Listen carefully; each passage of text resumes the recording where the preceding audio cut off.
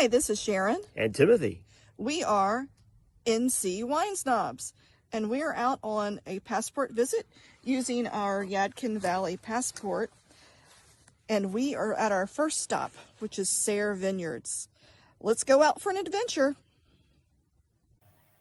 One of the great things about our adventures is just heading out on a road trip and locating that winery and that tasting room.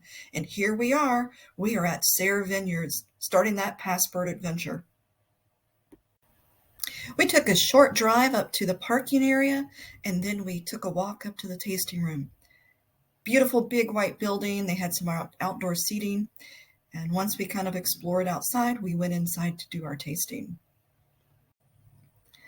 The tasting room was large, open, and airy. There was quite a bit of light from the outdoors. It was a great sunny day, and that just brightened up the room.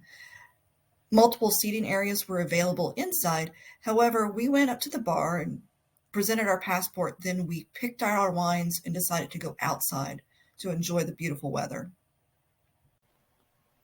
We had selected a winter passport for 2, which allowed us to do 2 tastings, 1 each. The wines that we selected at Serre were the Chardonnay, the Carolina wine mixer, Montepulciano, Sangiovese, the Reserve Sangiovese, Petit Verdot, Meritage, and the Fuego Sangria. After selecting our wines, we went outside with our glasses and waited while they prepared our tastings. They came out with 2 tasting boards with our wines, and we were able to set them down on our little table with our wine notes and proceeded to enjoy. Partway through our tasting, we discovered that not only did the wine glasses have the name of the vineyard, they also had Riedel engraved on the bases. Many wineries will have specialty tastings using Riedel glasses. As wine snobs traveling to many different vineyards over the years, we have not done a side-by-side tasting of a regular wine glass or a plastic cup versus the Riedel glasses to really kind of understand, is there a flavor difference with these wines? So maybe at some point the wine snobs should do a special video just on comparison tasting in different vessels to drink from. So now on to the important part, the wine tasting. What did these wines taste like? Keep in mind that our taste preferences may be different from yours. Something we may try to incorporate in future videos is comparison to maybe mainstay major brands of wines in the grocery store, just as a basis of comparison. But to start off these videos, we'll just go through what we thought about the wines, and we encourage you to come out and try wines at the different vineyards we go to, and you may have a slightly different experience. It's based on your taste preferences, what you like, what your characteristics you're looking for in a wine.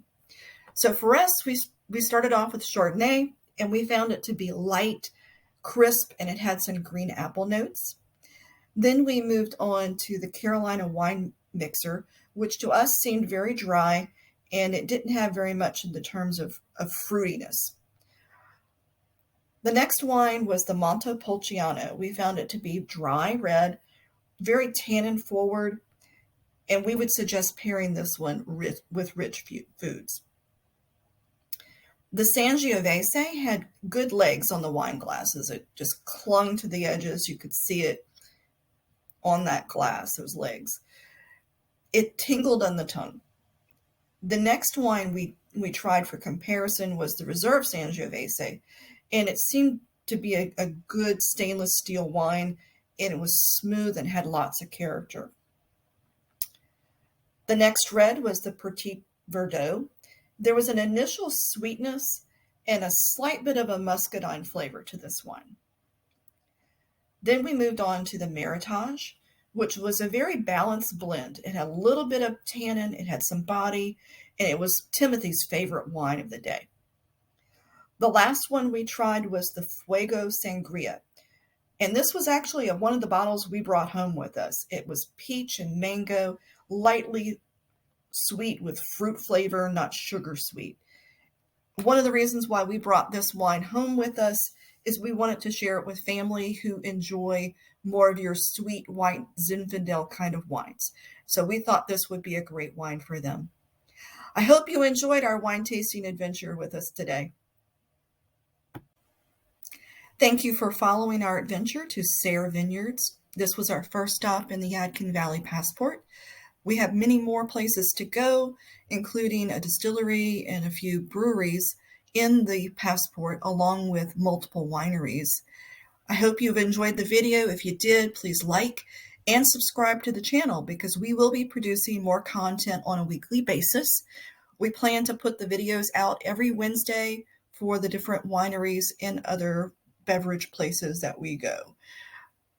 Thank you for joining us today, and I hope you have a great time savoring the world one sip at a time.